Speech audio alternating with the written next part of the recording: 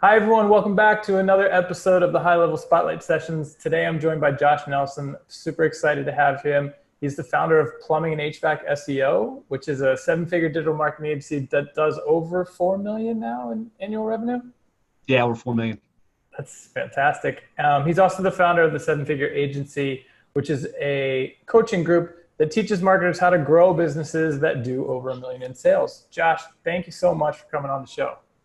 Oh, it's my pleasure. Stoked to be here. Josh, I know you just had a great event that Sean and Robin were at. How many people did you have down there? So I think we had about 62. It was one of our member events. We get together and just share best practices and talk about how to grow and scale our agencies. Well, I know it went really well, and we'll talk a little bit more about that later. But first, I want to talk about, the origin story, right? I know that you are a fan of niching down, obviously. But what I don't know is, was plumber and HVAC born in a niche, or did you guys start out more broad?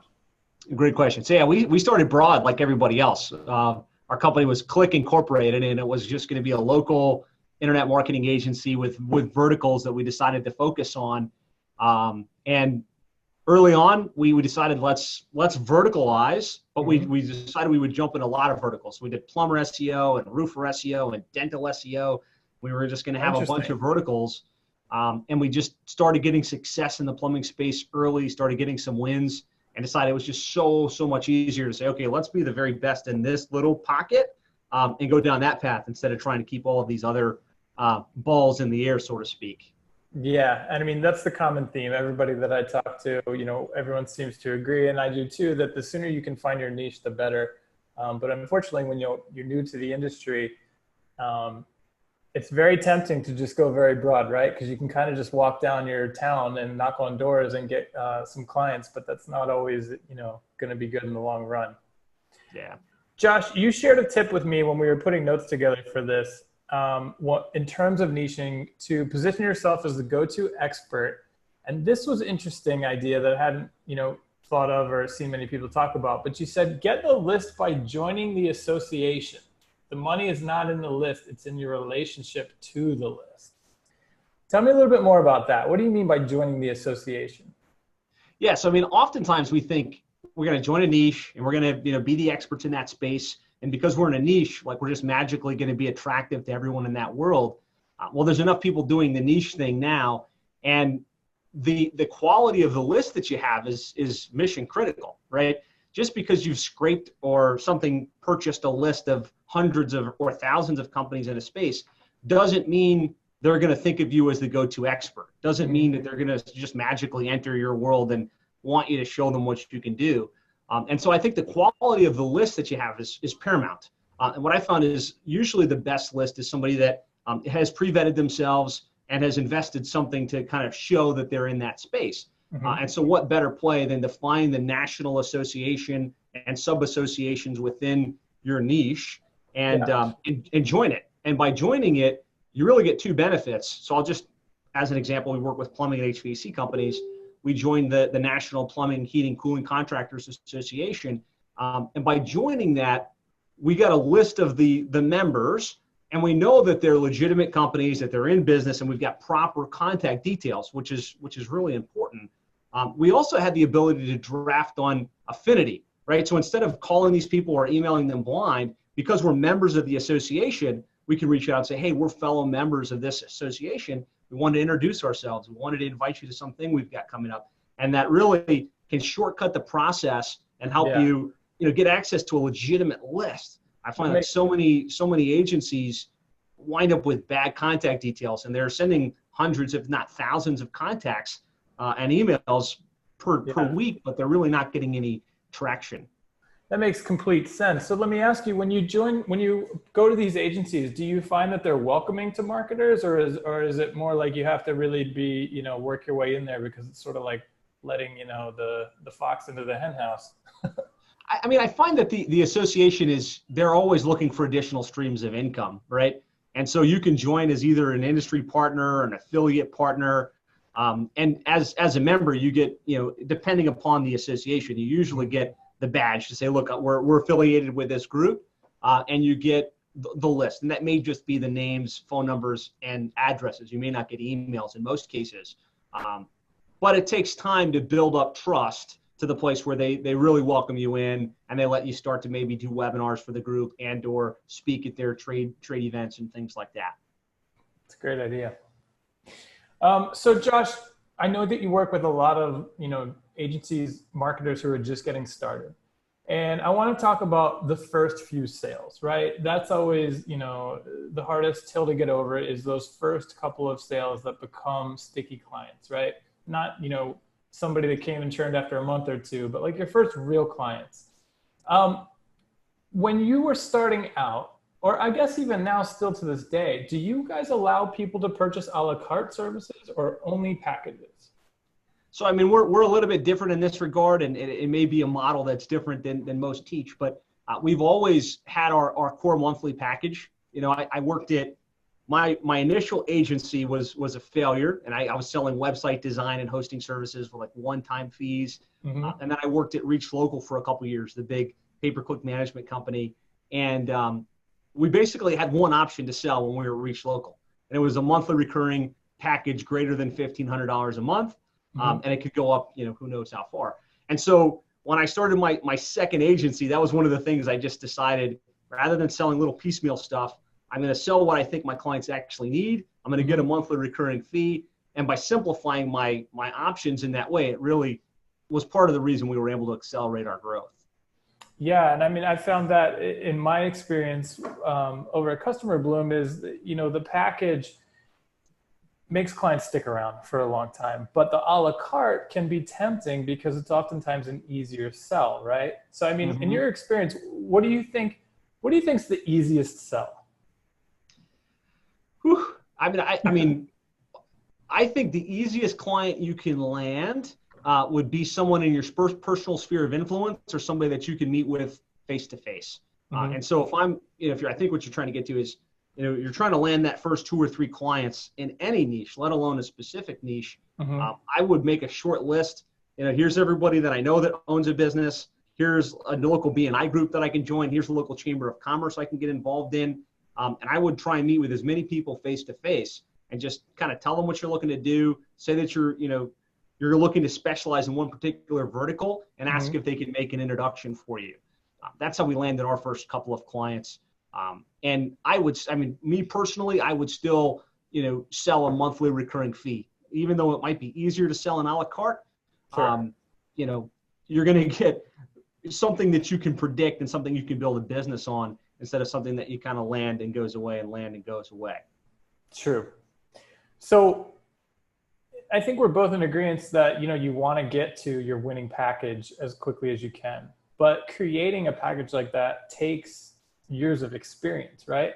So what do you think is the best way, or how do you teach young marketers or young agency owners to, how do I avoid that pitfall? How do I most quickly figure out like what I should be bundling up? Yeah, I mean, the way I try to explain it is, pretend like your brother-in-law or your cousin is going to be your client, and they happen to be in the niche that you're trying to serve. And if that brother-in-law or that cousin came to you and said, what do I need? You'd try and figure out what I do that would provide a tangible, measurable result, right? What would be the right mix of services? Yeah.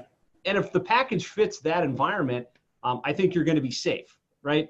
Oftentimes we get into these activity-based packages. It's like, we're going to throw a reputation package, or we're going to post on social media, or we're going to do some random thing where, you need to know what's going to work and what's not, but try and build something that's going to at least has the best hypothesis to generate a tangible, measurable return for the client that you work with. Are a couple of easy ones like Yext? Do you recommend people throw Yext in at the beginning? Because that's a pretty easy sell, right? Absolutely. And I know that HighLevel now has the ability to give you the volume pricing that like the larger agencies like us get, right out of the gates for your clients. So I think that Yext should be part of any standard package, right? Get your client ranked, get them online reviews, make sure their website's built to convert. These Google are fundamental things that are going to like that. Make sure the Google local business is all set up right. This is all really low-hanging fruit that I think, if I were talking to somebody, is a pretty easy package to put together that, you know, covers the core, No core doubt. bits and pieces. Awesome. Let me see what the next question I have for you is, okay, so talking about packages, and we talked about how it can be tempting to go a la carte. Another challenge that I think we always faced at my last agency was seeing something shiny, new, and thinking, should we change our packages? How frequently do you guys change your packages at Plumber and HVAC? Always tempted to add some new shiny thing, right? Right. I mean, we don't change it that often. Like we've had a core package that we've been selling kind of since day one. It's very, very proven, right? You know, the fundamental things: good website, build to convert, Mm-hmm. you know, local SEO, some paid search, and we try and run any new thing that we add through the filter of, is this truly going to drive a tangible, measurable result for the client? And then and only then do we beta test it and kind of prove it on a handful of clients, and then start to roll it out across our core program. Yeah, that makes sense. I mean, we've gone down that road of shifting packages too frequently, and then you just sort of end up all over the place. So, Yeah. good point. Josh, another tip that you had sent in your notes that I really loved was, and I think this is really common, right? We saw the industry sort of, I would say in the past, 3 or 4 years, it was like, hey, we can get you leads. It's all about leads. You need them, we can get them. And then the sort of journey of a marketer, you start to realize, wow, okay, I got a bunch of clients, I'm generating them leads, but hey, they're not really all that happy. Why is that? Because they're telling me these leads stink. And then you look into why and you're like, wait a minute, these leads don't stink. You stink at converting them. And your tip that you had sent was, don't just sell leads, sell lead conversions. Talk to us about that. Yeah, so I mean, like you said, the lowest common denominator is, I'm going to get you ranked, or I'm going to get you traffic. And then now everybody's talking about, I'm going to get you leads, I'm going to make the phone ring. Mm-hmm. We were guilty of this for years. We were like, look, we're going to set up an amazing website. It's going to be built to convert. We're going to drive traffic. Your phone's going to ring off the hook. If you don't do anything with the lead on the other side, that's your problem. And that was kind of like the norm within the industry. Yep, I think totally. the agencies that succeed going into the future are going to be solving for, like, how do we help you convert more of those leads into sales? And of course, HighLevel is instrumental in this, right? Because we can put marketing automation in place and make sure that web forms get followed up with immediately, that unconverted phone calls get added to a drip sequence via text and email and everything else, and really solve for that. And it gives you two massive advantages. The first is you provide better results for your client, right? What they really want is more revenue, right? They want more sales and more income. And so if you can do that, it's great. But it also positions you differently than the competition, because everybody's still talking about getting you ranked, driving you better traffic, driving you better Facebook leads. But only the smart marketers, the ones probably in this group, are thinking the next level, which is, how do we take those leads and convert them into sales for our clients at the highest level possible? Yeah. And, that's what drew me to HighLevel, is what you can do with it to automate a lead to conversion without, your client staff even having to get involved. But I think the next piece of the journey is really about sales training. Do you guys do sales training with your clients? We don't specifically do sales training for our clients, but we have, basically, there's industry coaches within the home services space that's what they do. And we're very strategically aligned. When a client is struggling or their dispatches are struggling to convert those calls into sales, we connect them with those industry partners, and it's a great reciprocal relationship. That makes sense. They can feed you clients and you can feed them clients. And that's another benefit of the niche, right? I mean, when you're operating in one niche, you can really get to know the top people in that niche that are complementary to your business, like you're saying, and make deals with them. Because I really do think, most businesses, they don't have salespeople on staff. They don't know what it really means to work or close a lead. And that, going back to what you said, we were totally guilty of that as well. It's like, hey, we got you all these leads. If you didn't convert them, you're on your own. But in the end, that comes back to bite you, because they're not going to stick around and be your client for a year or 2 years if that's your mentality. So you need to be willing to help them solve, the next steps. Talking about automation, The third tip that you sent that I thought was really interesting is put an automation in place to follow up on every inbound call. What did you mean by that? Like, flesh that out for me. Yeah, so we work with home services, right? And if you're dealing with home services, the way that a lead comes in is different than a lot of the other industries. Almost 90% of the leads come in via phone call, right? People want to dial in the number, talk to the person at the front desk, and schedule a plumber or schedule someone to come out to the house.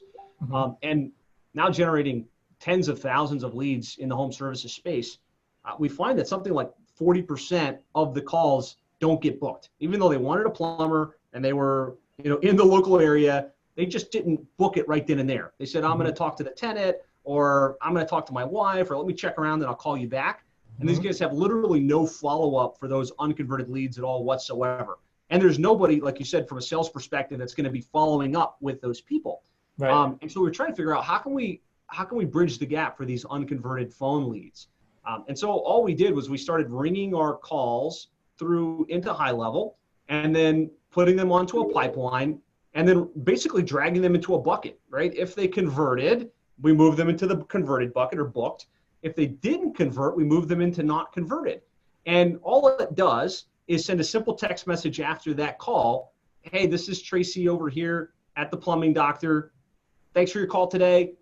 Let us know if there's anything we can do to help, right? And then continues to text message them until they write back, we already booked it elsewhere, or hey, we're ready to schedule it now. And we're finding that those unconverted leads that weren't getting touched at all are now writing back, and they're calling in and they're scheduling appointments, which again makes our clients more money, which makes us more sticky for them and gets them happier and more excited about what we're doing for them. Yeah, that's great. I mean, I think that we as marketers often overlook the inbound call because it's like, oh, an inbound call is a conversion, but you're right. A huge percentage of them are not. Everybody likes to shop around. Everybody's hesitant to commit.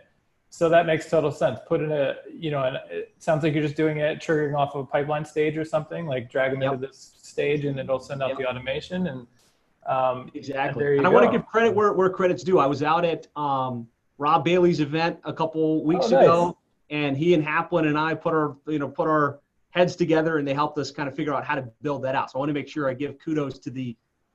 All right, that's great. Yeah, Rob was just on. We just did an episode with Rob, so that's awesome. Yep. That's great. So Josh, all right, tell us about Seven Figure Agency. The URL is sevenfigureagency.com, all spelled out, right? Yep. So, I mean, Seven Figure Agency is basically my coaching program, showing digital marketing agencies, typically at kind of that six-figure level, doing somewhere between $5,000 and $10,000 per month or more in revenue. Maybe stuck because they're generalists or they don't have the right program packaging, and they're trying to figure out, how do I grow this thing? How do I scale it? And how do I get to a place where I don't have to necessarily do it all myself, so I can have more income, more freedom, and a bigger impact in my life. And so, that's what I do with Seven Figure Agency. Just kind of show how I was able to choose a niche, position ourselves as the expert, and grow our agency. Great. So it sounds like an opportunity for not just brand new entrepreneurs or marketers, but people who've been doing it who sort of hit that plateau. And I do think that is a pretty common plateau. It's hard to break. There are certain plateaus, but the seven-figure one is definitely a mountain to get over. How many people are in the group? There's about 115 agencies in the group now. Wow. I'm on a mission to help 100 digital marketing agencies get to seven figures over the next 5 years. And so it's kind of my passion project, because I know the impact it had on my life and the options I was able to have once I got out of struggle and into a more affluent place in my life and in my business. Awesome. Well, it sounds like you definitely know what you're doing, Josh. And I'll put the link in the description. Highly recommend checking it out. I know that Josh is top in the field, and you've been doing this for a while now. So definitely check out sevenfigureagency.com. Josh, thanks again for joining us. And we'll see everybody on the next episode. Absolutely. Thanks for having me. Thanks a lot, guys.